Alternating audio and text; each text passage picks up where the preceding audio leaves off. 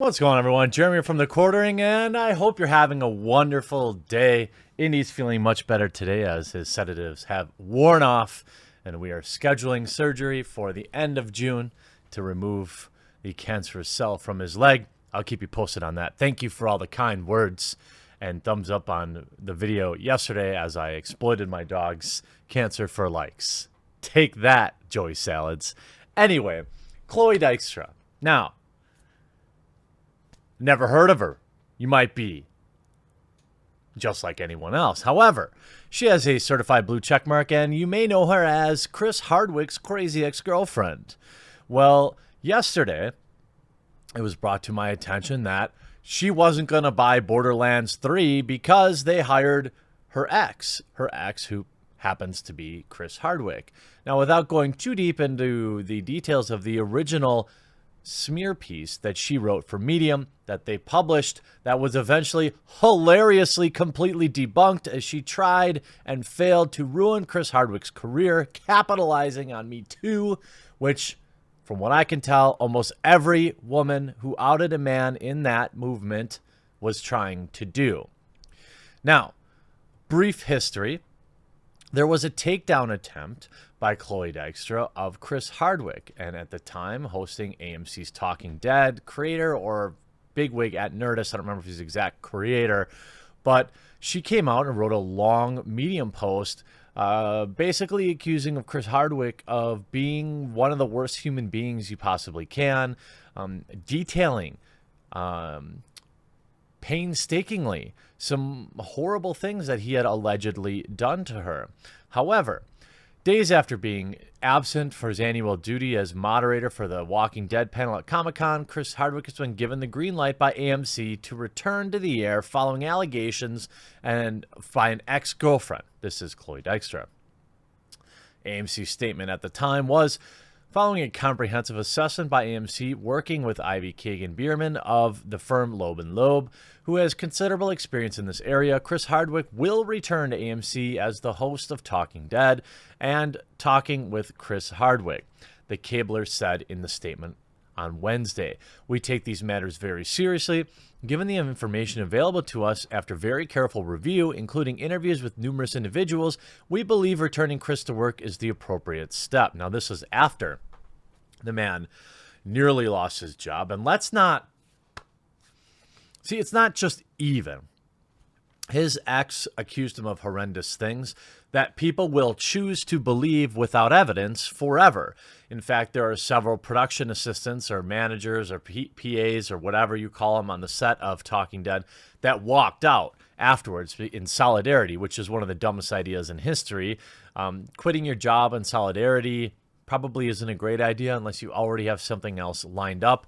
I'm sure there were thousands of people who would have loved to work on that show who were immediately replaced and life went on. But there are still people in Hollywood, there are still people in the general public that will always remember these words about Chris Hardwick, and the things that Chloe said about him will always follow him. Well, Chloe is at it again to further laugh at Chloe's insanity. Obviously, the takedown of Chris Hardwick shows that Me Too's gone too far. This is back in June when he was acquitted. People who turned in Sunday night, AMC, were greeted with a terse one-sentence message on the screen. Talking with Chris Hardwick will not be seen tonight.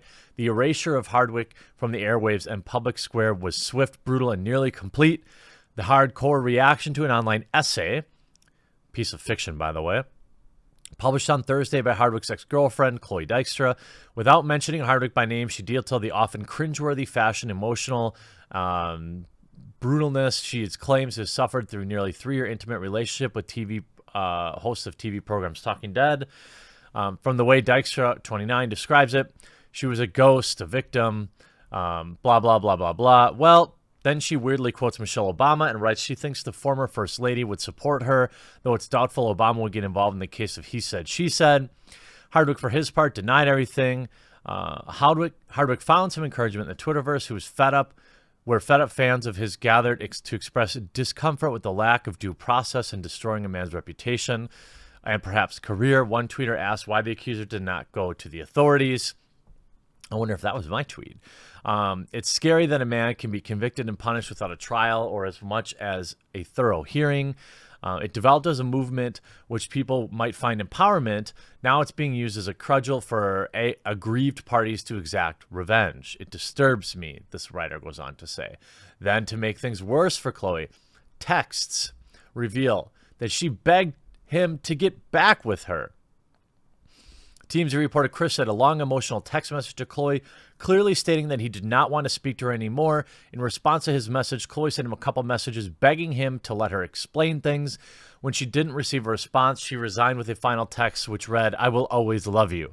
Overcome by emotion, several months later, Chloe again tried to reach out to Chris asking, "When can we be okay? We both handled this poorly, possibly myself more so." But she ended the one-sided conversation with a quick change in tone. She wrote, "I'm sorry, I shouldn't have texted you." Chris seemed to have moved on since then and is currently married to a model.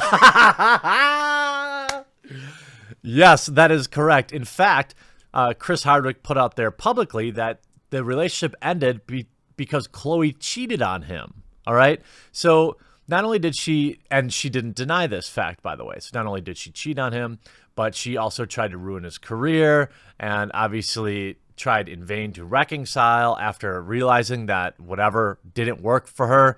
So let's fast forward. Now I gave you the history of why this is important and why it's important, man, woman, or anything else, that people should reserve judgment when covering these type of things.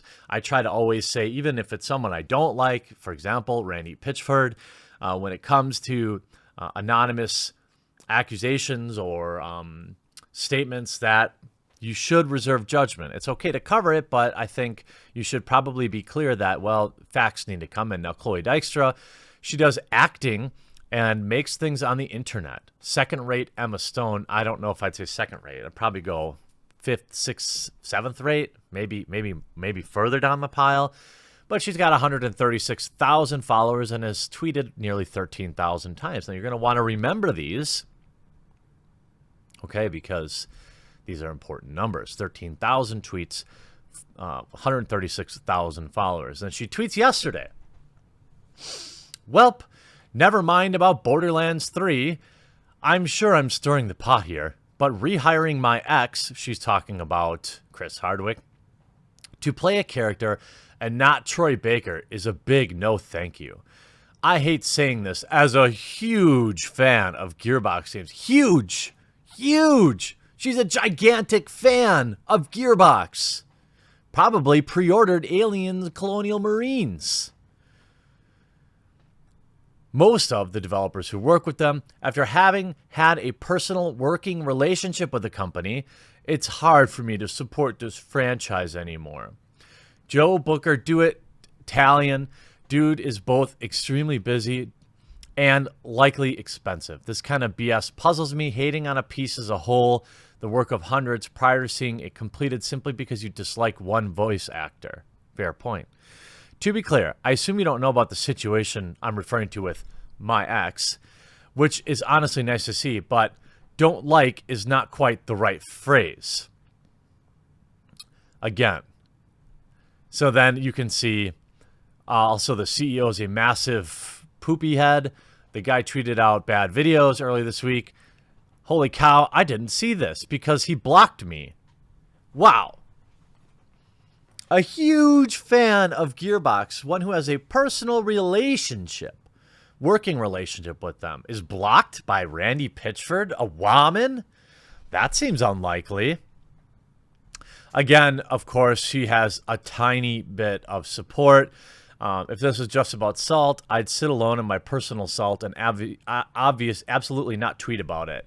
This is an FU, not FU to not just me, but the big one to Troy Baker. So now she's trying to put Troy Baker to use him to pole vault her continued attempts to smear Chris Hardwick, a man who has been vindicated. He has been exonerated of any wrongdoing. Now, I'm not saying that he might not have had his moments, and she might not have had his moments, but certainly nothing that she outlined in that Medium post, which I won't even bother reading because it's largely fiction. There were many things cataloged in there that should have been brought up to authorities that just never was. So it was clear what her attempt to, what she was really attempting to do here. Now, every item on the list of CEO men's has made me less and less excited. But this was my personal final nail in the coffin. Hearing his voice and gameplay sent actual shivers down my spine. I'm really sorry, Chloe. Yeah, okay. So remember, huge fan of Gearbox and Borderlands. You know, you would assume that she's probably talked about it before. So here's a little weird little tool that it's called checking for receipts. I don't know if you know about this, but I searched Chloe Dykstra's Twitter account of, what is it? What was the right number? 13,000 tweets to see exactly how many times she's tweeted about either Gearbox or Borderlands. Okay, so the grand total as a super huge mega fan of Gearbox is 6. Now you might say, okay, 6, all right. You might be like, okay, Jeremy, maybe she really is a super big fan. Maybe these 6 tweets are really important. All right, so one was about last night. 5. Is there a support group I can attend to talk about all the Gearbox drama? Okay, so this is obviously about Chris Hardwick. Now it's 4. May 2nd. Well, now that bridge is burnt, I used to be buddies with Randy and hosted Gearbox Community Day. Was invited to attend one of his fancy parties. The minute I left, my ex, he stopped speaking to me, but those shirts are fabulous. I will always love him. Okay, ex related. So, okay, 1, 2, 3, 4, 5 total here. All about her ex. One way back in February 2012, Gearbox is giving me the best birthday present ever, an advertisement. And here's another advertisement. We sat down with Randy Pitchford on Chaotic Awesome during E3 to talk about Borderlands and Gearbox's amazing community. So not one personal tweet about Gearbox or Borderlands franchise that isn't about your ex or advertising for what apparently was your job. Not exactly what I would call a super huge mega fan of Gearbox. And this is just, the reason I slow roll this point is because I think it's important that everyone understand, as I've always said, if somebody leads with, I've always been a gamer, I love video games, but you can be sure that they probably don't. If they say, I've always been a super big, huge mega fan, and I'm totally not going to buy this because of what random outrage I have, you can probably assume that they're full of it. Look at all the people that complain about Catherine's full body and a few lines of text that were offensive. And then after they bent the knee to them, they would publicly say that, well, I wasn't going to buy it anyway, but ha ha ha, take that, gamers. I mean, that like literally happened. There were people outraged over a few lines in the dialogue that were insensitive. The publishers changed it, and then these people later said, well, I wasn't going to buy it anyway. Just like Chloe is probably off somewhere boiling some other poor sap's rabbit, these people always lie, and they should be mocked and laughed at. To your continued success, Chris Hardwick, every like of this video will be another friend in the world of the truth and getting to the bottom of things. That isn't to say that there aren't people that don't do bad things. I'm just saying when your first move is to publicly write a long smear piece, I'm going to wonder about you. If you never went to the authorities, I'm going to wonder about you. Again, that isn't to say that there aren't people that did neither of these things, but were also really affected by it. But as Chloe has proven, and as many of the Holly Weird women that have come out to attach themselves to this movement have proven, most of them are full of it. I hope you enjoyed this video. We'll talk to you again real soon.